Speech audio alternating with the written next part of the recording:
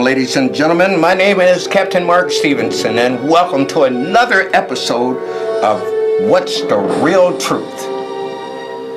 You're what you are and where you are because of what's gone into your mind. You can change what you are. You can change where you are by changing what goes into your mind. You cannot become what you need to be by remaining what you are. If you can't take a huge step to begin with, take as big a step as you can. But take it now. That's the key. Take it now. You can have everything in life that you want if you're just helping other people get what they want. Today's a brand new day and it's yours.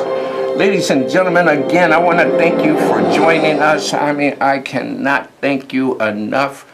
This is really, really an exciting show today because it's right before Election Day. We're going to be talking about Election Day, how it relates to you, and how especially it relates to the ex-offenders. You see, this show is designed to help ex-offenders and people in recovery from substance abuse and whatever else there is that you might be in recovery from, to reintegrate into society.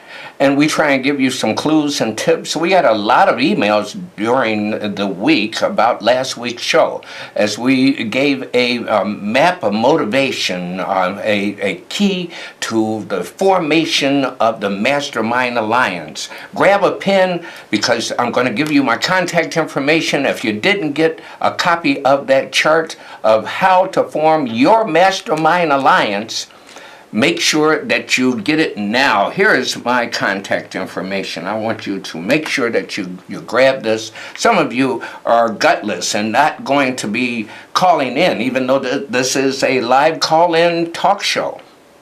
And I want to challenge you to get off that couch. I want to challenge you to pick up that phone and call in and ask a question or give your comment, because your 2 cents is important too. You see, there's your truth, there's my truth, and there's the real truth. So make sure that you write this information down. I want to help you out there. Also, I want to make sure that there's no question in our minds about who makes this show possible. I have an awful lot of people that help me to accomplish this task. And the folks at CAN TV, I just cannot thank them enough. I really don't take enough time to thank them, but they make me look smart and make me look good. They help me do the research that's necessary for each week's show. And I want to make sure that you come down and meet them. So there's going to be an open house. Yes, there is. Come join us on Thursday, November the 10th, right here at CAN TV. And we're located at 1309 South Wood Street here in Chicago. You see, you can learn about putting on your show also. You can put on your show with your ideas and don't have to be edited. And I won't be edited. And if you don't like what I say, come down and get your own show and say what you want to say. There's some people who help us, though, and without their help, I know that we're not going to be able to do any type of show. First of all, I want to thank my producers, Ed and Lou Tarver. Ed and Lou Tarver, they have been with us for 8 seasons. This is our 8th season now. And I want to thank them so much. They have stood by my side and helped me out, continuously doing research and getting information to you to help you reintegrate into society and to help me to tell the real truth. Also, the people here at CAN TV, and I'm talking about a magnificent staff. It's not limited to these 3, but these 3 people I need to mention to you because they're always there to help. And that's Sylvia Snowden and Omari Nyanga. I hope I've got that pronunciation correct, Omari. I love you so much. And Michael Jacobson. Michael Jacobson is their boss, and I tell you, he holds things together. And Omari, I think that your name is pronounced Nemyaweya. Omari Nemuwea. Thank you so much. The three of you, I just couldn't do it without you. Today's show, we're going to be talking about, of course, some things having to do with the election. But first, I found something online that really is no surprise to me, and maybe a surprise to some of you. But have you ever thought about why we have such a high recidivism rate? That means people returning back to jail. I mean, a very, very high rate. I have a video that I want to share with you all. Let's take a look at this, and we're going to compare how jails are in the United States compared to how they are in Norway. Let's chime in and take a look.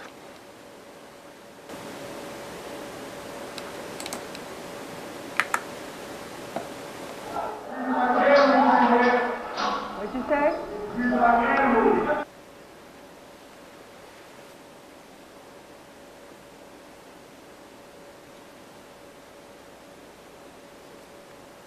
Every inmates in Norwegian prison are going back to the society. Everyone. You want people who are angry, or you want people who are rehabilitated.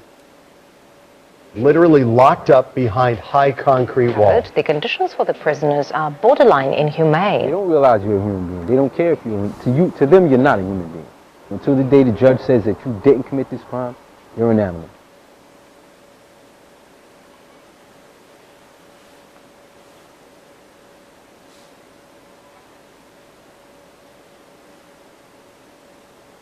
Restorative justice programs. Because our brains are capable of change, we need to take responsibility for our actions, and they need to take responsibility for their rehabilitation. Has lots of possibilities to go to school and everything. I feel that I can become a better person.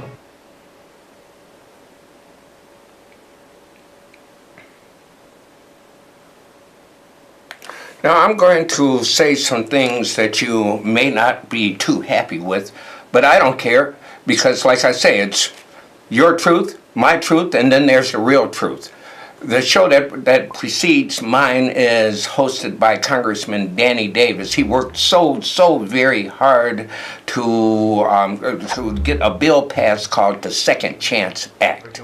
And that Second Chance Act gave us an awful lot, an awful lot of hope, because we thought that ex-offenders would get a second chance. You know, in the United States, only 14 states can an ex-felon even vote. That's right, even after he's done his time, after he's off probation or parole, he still cannot vote in 36 states. And we need to change that. We need to make sure that ex-offenders are able to reintegrate into society. But how are they going to reintegrate into society? Someone told me just today that President Obama, before he leaves office, is going to take some 30,000 prisoners out of the 1.5 million that are incarcerated, and if they are on trumped-up drug charges and so forth, let them go. But the fact is, if you let them go where? That's like letting a slave go free and making an announcement on the plantation, you're free today. Well, a lot of them wanted to stay because they didn't have anywhere to go. And if you send these folks out into the population again with no rehabilitation, no training, tell me this, what hope can they have? Now, here I am, an ex-offender. Here I am with a college degree. I'm a licensed United States Coast Guard licensed captain. I have a lot going for me, and I still have my struggles. I could not imagine what a person has to go through who has no education, no training, no hope. And in the prison system, they're like crowded in like sardines and treated like animals with no rehabilitation.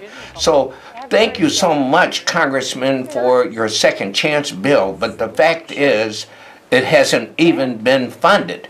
So what's the use of having a bill that passes through Congress that you worked so hard for, but there's no funding to support the rehabilitation of these prisoners that are being released.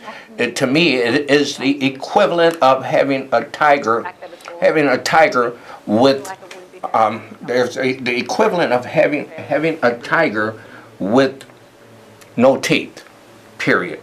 Let me check something here for you. To live there. Why are they treated that nicely? Well, here's an award for killing someone. Enjoy. It just doesn't sit right with me. Isn't the whole Okay, idea are we okay now? that you're punished? Okay, we're okay. Point of this prison. Now, we're having some technical challenges, but I want to go to the overhead again. If you are Works really well. thinking about coming into the open house, remember the open house is on November the 10th from 3 p.m. to 6 p.m. Make sure that you join us at this open house. Make sure that you do that, and I hope that you heard everything that I said about our great Congressman Danny Davis, because when we support him, and we do support him, especially in the work that he did in pushing through and getting support from other congressmen for the Second Chance Act, that's one thing, but you gotta have some funding. A tiger without teeth is a tiger without teeth. And a program or a bill without funding is just a piece of paper. So you call it what you want to, but the ex-offenders are still waiting for their second chance. They're waiting for their second chance. That's a fact. Again, my name is Captain Mark Stevenson. I want to give you my telephone number one more time here. And I want to make sure that you have my email address so that you can email your questions in for next week's show. And by the way, next week we will have candidate Judge Marian Ahmad, who is a write-in candidate for the first the first judicial district of Illinois. And we want to make sure that you get a chance to know who she is, and we're going to question her thoroughly because she will have the authority to send plenty of people to jail. So you better know that when you get in place to vote, when you get in line to vote, this time on November the 8th, you're going to vote for a lot of smaller offices and an awful lot of judges. You need to be doing your homework if you can, and finding out as much as you can about these judges, their conviction rates, and their attendance, and how other places like the Chicago Bar Association, the Illinois Bar Association looks upon these judges, because once they're in, basically they just stay in. It's almost like a lifetime job. And the majority of them that are being appointed, the next election following that, they run, and they run unopposed, especially if they're on the Democratic ticket. In the city of Chicago and county of Cook, there's not much opposition once you are approved by the Democratic Central Committee. So we need to know who we're voting for. Find out about these judges and challenge them. Call them up and ask some questions. And if you can, make sure that you are asking as many things as possible about conviction rates and what do they look at when it comes to rehabilitating a person, or do they just give out time? I saw a judge who is retired, Judge Dernbach, who actually yawned while giving a guy 10 years for a very minor case. It was heartbreaking. Heartbreaking to his family, who was there too. I got to see their reaction outside the courtroom after that conviction. Can change your life. A judge has the ability to change your life a lot quicker than the president or a senator or a congressman. And you're more likely to see a judge and interact with him or her than it is to interact with one of these big-time politicians. Now we're going to move on here about the election coming up. I want you to take a look at this, folks. We have something here that I want to share with you concerning Donald Trump versus Hillary on some of the issues. Let's take a look at what some of them actually are saying here. And Donald Trump, we need to know, what do you think? Our telephone number is at the bottom of the screen, and we need to know exactly what are you thinking here.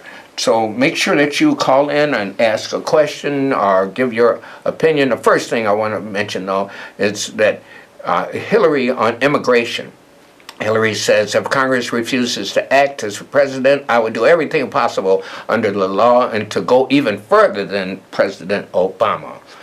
Of course, we've all heard this one from Donald Trump. We're going to build a wall, and we're going to have a big, fat, beautiful door on the wall. We're going to have people come in, but they're going to come in legally. Mexico's going to have to pay for the wall. How are they going to pay for the wall? Well, they're going to pay for the wall with taxes. Taxes on everything that comes into this country that is made in Mexico. We have a caller on the line. Welcome to today's show. Hey, Mark, how you doing today? I'm doing well. And you know what? It's so wonderful to hear somebody to tell people that they have to get out here and vote. It's a shame. I mean, listen, we have a certain candidate that's running, and if people don't look between the lines, it's going to end up being a civil war, or he's stirring up hatred where people. Let me put it to you this way. Never in my life have I seen candidates do not discuss the issues. Every time that he get ready to address the issue, first thing he want to do, lock her up and talk about other things. He don't never tell you about the issues of let's build in a wall or things like that. But with people such as you, it's a wonderful thing to have people do. Try to entice people. Just get out and vote. Don't complain and don't do nothing. But what they need to do is listen. Get out and vote. If you never have a vote before, it's a great time to vote now, especially now. Hey, Mark, we get together one day. Let me get out there so I can hear your response. Thank you for your call. And thanks for taking the call. Thank you so much for your call and your comment. You have to ask yourself the question, because some people are saying, I'm not going to go out and vote at all. What's the use of voting? My vote's not going to make any difference. And other people have said it's not going to make a difference because it's the Electoral College that really chooses the president and not the popular vote. We've seen a popular vote before elect a president, so we thought, only to find out that the electoral votes counted more. So we need to be studying the system of how a president is elected. Another thing is this. You better know that there's been a lot of people who died for your right to vote. Simple as that.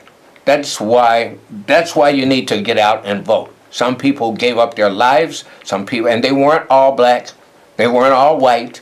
I tell you, some people gave up their lives to give you the right to cast a ballot, so you would dishonor them if you didn't get out and vote yourself. Make sure that you, no matter who you vote for, you get out and vote for somebody.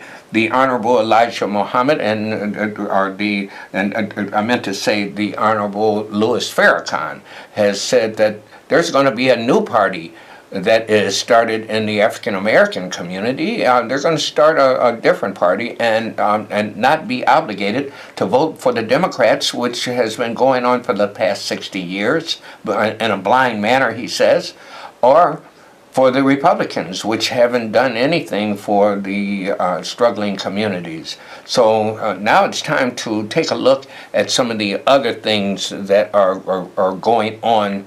As far as these candidates, we got to take a much closer look. Let's take another look here at what is the difference between